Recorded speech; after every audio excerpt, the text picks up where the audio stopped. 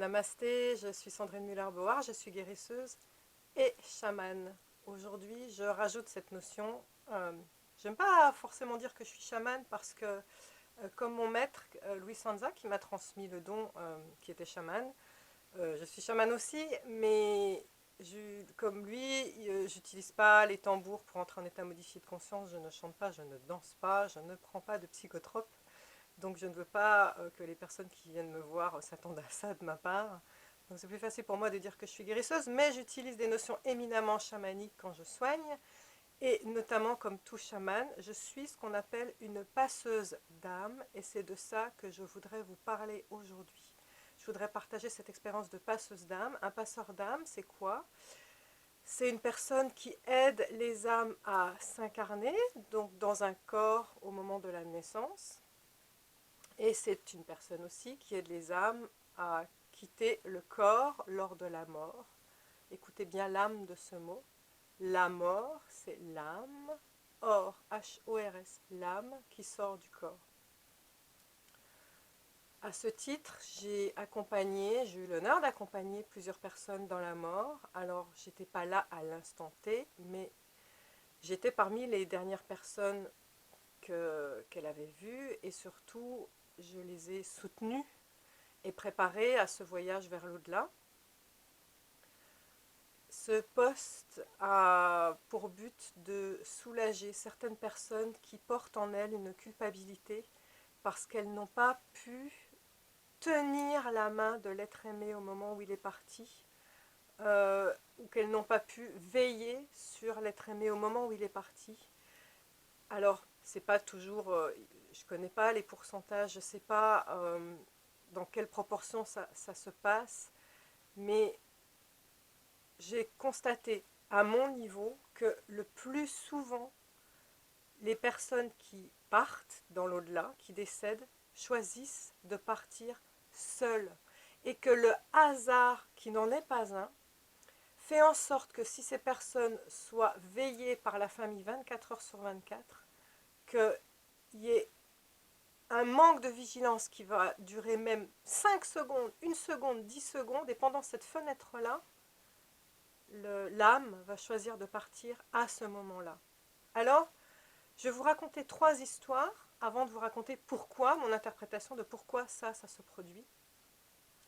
3 histoires vécues de personnes qui sont venues me voir et je ne leur ai pas demandé l'autorisation. Alors, je m'excuse de ne pas vous avoir demandé l'autorisation de m'approprier votre histoire. C'est pour ça que je ne vais pas citer de prénom, mais en même temps, j'espère que vous me l'offrez, cette histoire, pour que je puisse la distribuer, parce que je pense que ça va vous faire du bien. De toute façon, que je vous redis ce que je vous ai déjà dit, et ça va faire du bien à d'autres personnes. Merci. Alors, je commence ces 3 histoires avec une épouse dévouée et aimante qui a soutenu son mari dans sa chute vertigineuse avec un cancer du foie, pancréas, péritoine. Et ces 2 derniers mois, elle était avec lui 24 heures sur 24. Notamment la fin à l'hôpital où elle dormait à côté de lui, elle lui tenait la main, elle était avec lui tout le temps, tout le temps, tout le temps, 24 heures sur 24. Et en fait, cette femme merveilleuse, quand elle est venue me voir, elle était en larmes parce que elle était partie au bout du couloir prendre un café. Et quand elle est revenue, son mari était parti. Et elle pleurait ce désespoir, cet acte manqué, ce raté de ne pas avoir été là pour l'accompagner, en fait. Euh, et elle culpabilisait énormément. Elle se disait qu'il devait lui en vouloir. Elle s'en voulait, de toute façon. De ne pas avoir été là, c'était un poids énorme qu'elle avait sur les épaules. Deuxième petite histoire, c'est une amie que j'ai connue dans le cadre des soins, et j'ai aussi connu sa maman dans le cadre des soins.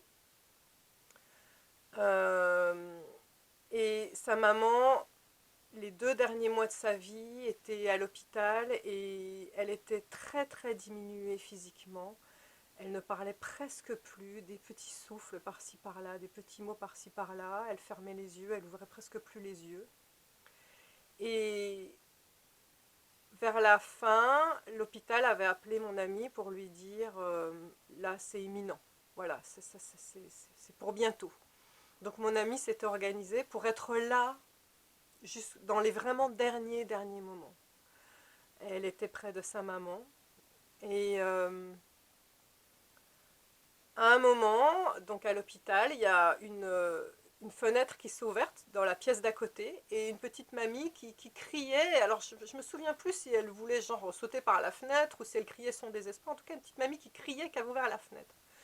Et donc mon amie s'est levée, elle a ouvert la fenêtre de la chambre et elle s'est penchée vers la petite mamie et lui a dit: allez, tout va bien aller, revenez dans la chambre, les infirmières vont arriver, tout va bien, vous inquiétez pas.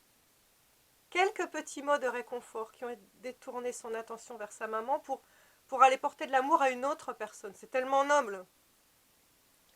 Et sa maman que j'aime plus que tout a choisi de partir à ce moment-là. Alors c'était très difficile pour mon amie d'admettre ça.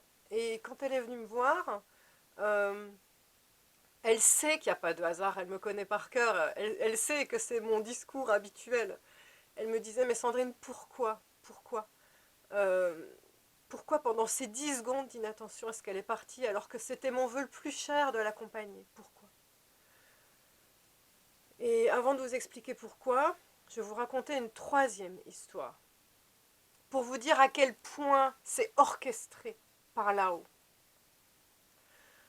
Une autre femme que je connais dans le cadre des soins, dont je connaissais aussi la maman dans le cadre des soins. Je les voyais toutes les deux, parfois les deux ensemble, l'une après l'autre, parfois juste l'une et juste l'autre.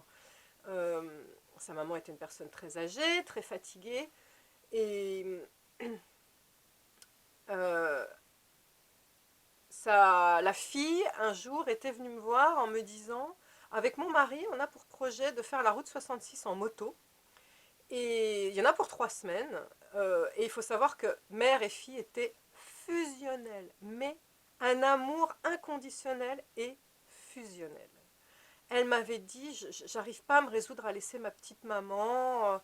Bon, il n'y avait rien qui laissait présager qu'il allait se passer quelque chose. Elle était juste fatiguée, elle traînait sa vieille carcasse, elle avait mal partout. Ça, c'est un fait. Mais c'était quelque chose d'habituel, on va dire, voilà.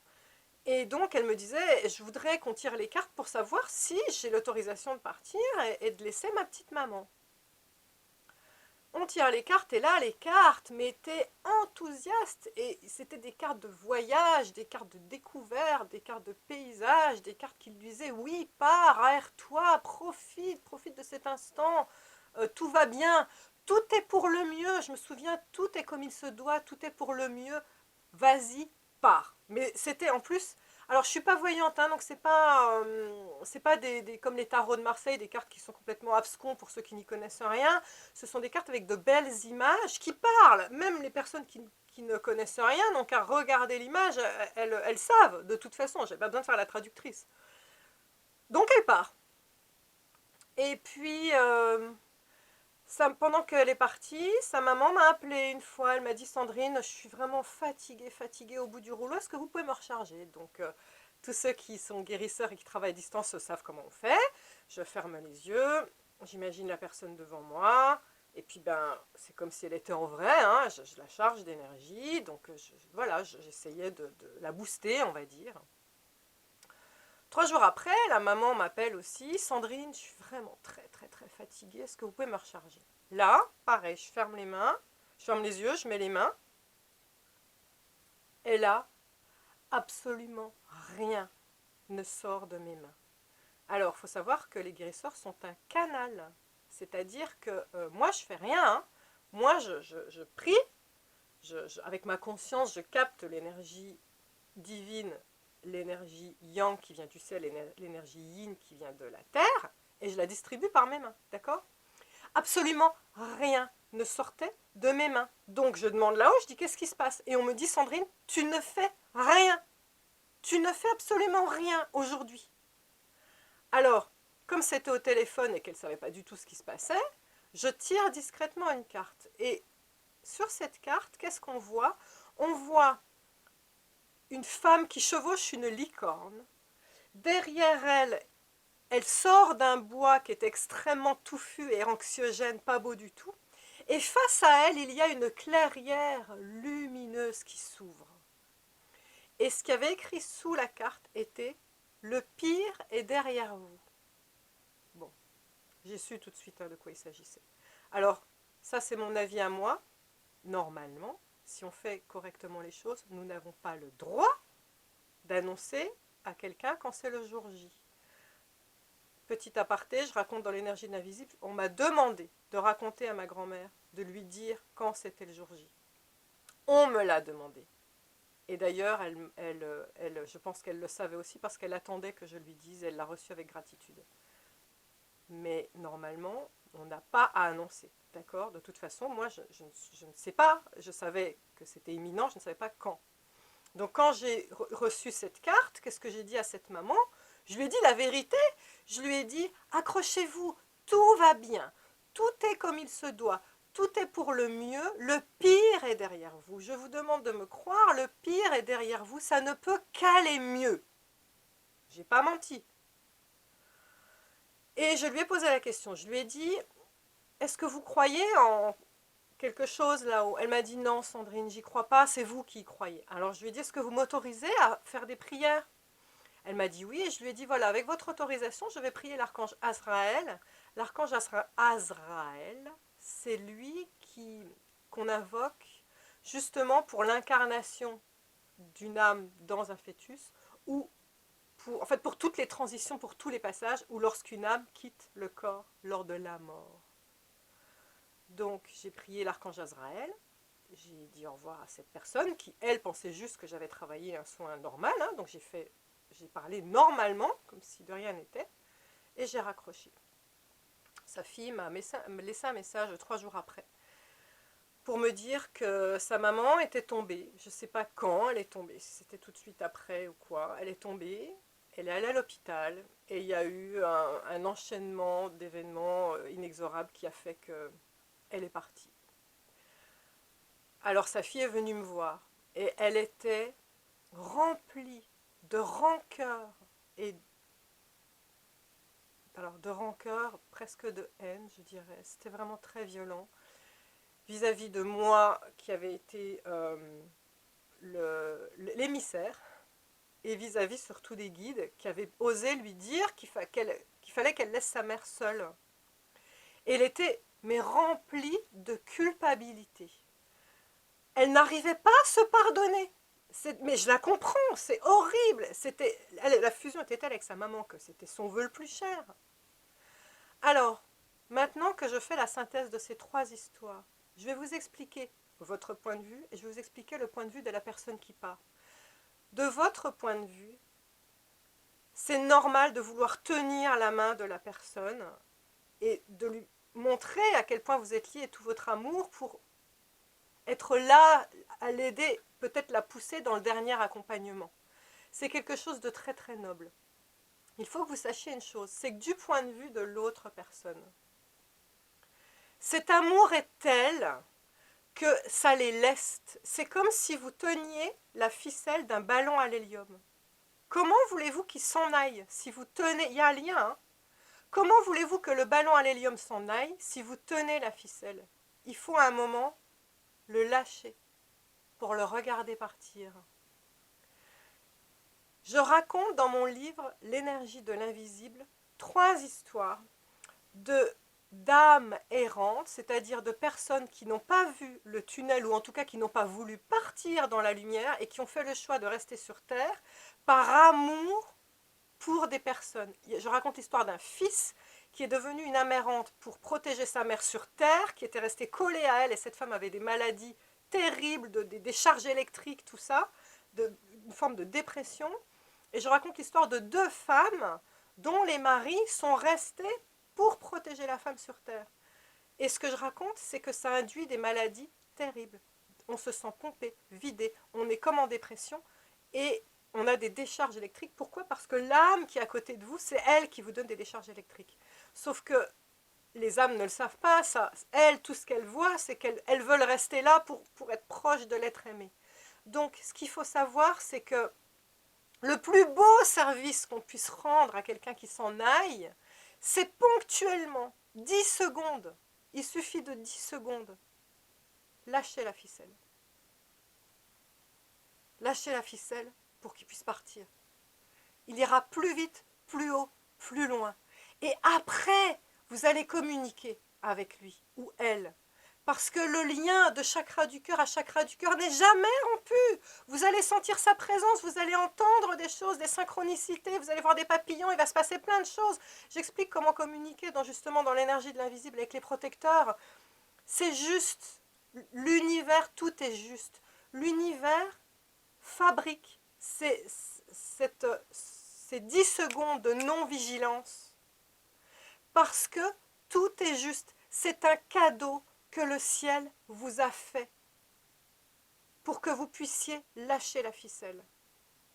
Et ne vous inquiétez pas, là-haut, l'être cher, l'être aimé ne vous en veut pas, bien au contraire, parce que grâce à vous, il est parti, il ou elle est parti, plus léger.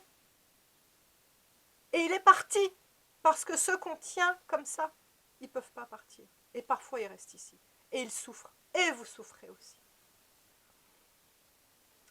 J'espère avoir soulagé la conscience de certaines personnes qui m'ont écouté. Et pour mes amis et amis dont je partage l'expérience, merci de m'avoir laissé m'approprier votre histoire. Namasté.